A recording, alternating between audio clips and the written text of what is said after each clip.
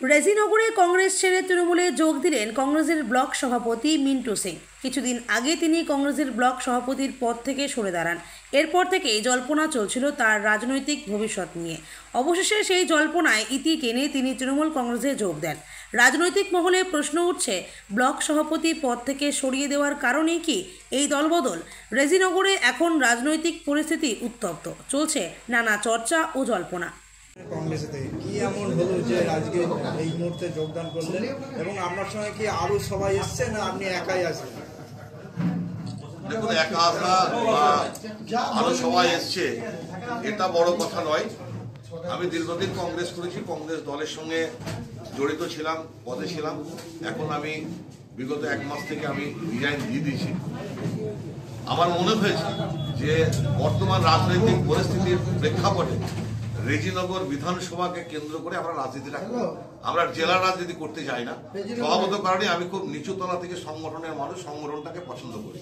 তাই সাংগঠনিক দিক থেকে যে জায়গাতে রেজিনগরের পরিষেবা সব জায়গাতে হচ্ছে, সেখানকে আমি বিশ্বস্ত হয়ে আমি নিজে থেকে কাজ করার জন্য আমি আতাউরের কাছে গিয়ে বলেছি, বাপ আমি তৃণমূল দলটা করব আগামী দিনে। আমি আমার হরি ভাইয়ের কাছেও গিয়েছি, দাদা যে তৃণমূল দলটা করে আমি রাজনৈতিকভাবে আমি যেভাবে চলি সেইভাবে চলতে চাই। একমাত্র কর্ম করার জন্যই কিন্তু আমার এখানে আসা। কারো কোনো রাগ করেও নয়, কারো কোনো অভিমান করেও নয়। এখানে অভিমান রাখার কোনো ব্যাপার না। আপনি তো রেজিনগর বিধানসভায় সর্বময় কর্তা ছিলেন কংগ্রেসের, আপনার সঙ্গে যারা ছিল তারা কি সবাই ভবিষ্যতে আসবে? দেখুন, সময় কথা বলবে, এখন সেটা বলা ঠিক নয়। আমি বড় বড় কথা বললাম সেটাও যেমন ঠিক নয়। যার যেটা মনে হবে, আশা করি আমার মতাদর্শে যারা মতদর্শী আছে তারা সকলেই এই জায়গা থেকে আসবে, এ ব্যাপারে কোনো দ্বিমত নয়। এবং আগামী, এটা তো ট্রেলার দেখালাম, আগামী 1 মাসের মধ্যে অনেক কিছু দেখতে পাবে। আজ কতজন লোক নিয়ে যোগদান করলেন? আজ তো প্রায় 250 জন হয়ে গেল। 250 জন কিন্তু নাম কেউ আসতে এসছে অনেকেই, আমি জানি না এখনো, সব খবরটা পাইনি। আপামর খবরটা 1 মাসের মধ্যেই জানতে পারবে এলাকার মানুষ। বলতে পারবো না, আগামী দিনে মানুষই বলবে।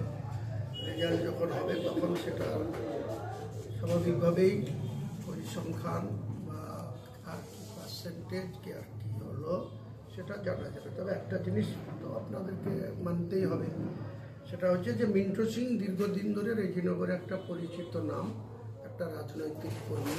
সে দীর্ঘদিন ধরে কংগ্রেসের নেতৃত্ব দিয়ে এসছে, তার দাদা দিয়ে এসছে এখানে কংগ্রেসের নেতৃত্ব। আবার তারপরে এর মধ্যে আমি 8 বছর ছিলাম, তারপরে আমি ছেড়ে যখন তৃণমূলে চলে গেছিলাম, তারপরে ওরাই দলের মূল দায়িত্ব মিন্টু সিং এখানে চালিয়েছে। এটা কোনো, এখানে জাতপাতের কোনো ব্যাপার না। আজকের দিনে অনেক জাতপাতের কথা আসছে, অনেক সংখ্যা আসছে, পরিসংখ্যান আসছে, পার্সেন্টেজ আসছে, কিন্তু মিন্টু সিং একটা রাজনৈতিক কর্মী এবং সব সময়ের জন্য রাত্রি 8টা 9টা 10টা কেউ কর্মী ডাকলে থানায় আসা বা কোনো হসপিটালে কাউকে পাঠানো, এটা ও করতো, এটা আমাদের ভালোভাবে জানা আছে। সেই দিক দিয়ে আতাউরের নেতৃত্বে এখানে মঞ্জুররা আছে, যারাই নেতৃত্ব দিচ্ছে। মিন্টুর মতো একজন সবসময়ের কর্মীকে পেয়ে আমাদের তৃণমূল কংগ্রেস এখানে অনেক শক্তিশালী হলো, বা কর্মীদের দরদ বোঝার মতো আতাউর তো বুঝেই, তো তার একজন সহকর্মী আরো পাওয়া যাবে, এটা বলবো। আগামী 26-এ কি বিরোধী শূন্য হবে বলে মনে হচ্ছে রেজিনগর বিধানসভায়? বিরোধী সৈন্য তো আছেই এখানে, ওয়ান কোথায় আছে, সৈন্যই তো আছে, সব গোল গোলই আছে, আগামী দিনেও গোল থাকবে। ঠিক আছে। এলাকার জনগণ শেষ কথা বলে, তাই এলাকার জনগণ আমরা সকলে এক ছত্রছায়ায়, এক ছাতার তলে আমরা রয়েছি। আমাদের সর্বোপরি নেত্রী আমাদের মমতা ব্যানার্জি, আমাদের নেতা অভিষেক ব্যানার্জি। তাই এলাকার মানুষ সে নেত্রী এবং আমাদের নেতা অভিষেক ব্যানার্জির প্রতি আস্থা ভরসা রেখে গত পঞ্চায়েত নির্বাচন বলুন, 2018 পরবর্তী বিধানসভা নির্বাচন বলুন বা লোকসভা নির্বাচন বলুন, প্রতিটা নির্বাচনে তৃণমূল কংগ্রেস দলকে এলাকার মানুষ দুহাত ভরে আশীর্বাদ করেছে। তাই এলাকার সর্বস্তরের মানুষ তৃণমূলের ছত্রছায়ায় রয়েছে। এখানকার তৃণমূল কংগ্রেস দল শক্তিশালী রয়েছে। কিন্তু আজকে যিনি যোগদান করলেন, এই যোগদানের বিষয়ে তিনি এই এলাকার কংগ্রেস দলের 1 যুগেরও বেশি এই এলাকার কংগ্রেসের প্রাণ বলতে পারেন, কংগ্রেসের মেন লিডার বলতে পারেন, অসিত সিং অর্থাৎ মিন্টু সিং নামে পরিচিত। তিনাকে আমরা কাকা বলে সম্বর্ধনা করি। কিন্তু কিন্তু এই এলাকার প্রতিটা মানুষ, সব ধর্মের মানুষের সঙ্গে তার একটা সম্পর্ক, নিবিড় সম্পর্ক রয়েছে। তাই রাজনৈতিক একজন লিডার হিসাবে যা যা গুণ, যা যা থাকা দরকার তেনার মধ্যে রয়েছে সেগুলো। তাই একজন রাজনৈতিক লিডার কোনোদিন বসে থাকতে পারে না। সে আজকে দেখেছে গোটা বাংলায় যেভাবে বাংলার মুখ্যমন্ত্রী বাংলার একদিকে যেমন উন্নয়নটাকে তিনি চালিয়ে যাচ্ছেন, অনুরূপভাবে আজকে ভারতবর্ষের মাটিতে বিজেপি সরকার যেভাবে একটা সাম্প্রদায়িক সম্প্রীতি নষ্ট করার যে চেষ্টা করছে, তাই তিনি ভাবলেন যে এই বাংলার মাটি তথা রেজিনগরের মাটিতে আমরা সাম্প্রদায়িক সম্প্রীতিটাকে নষ্ট হতে দেব না।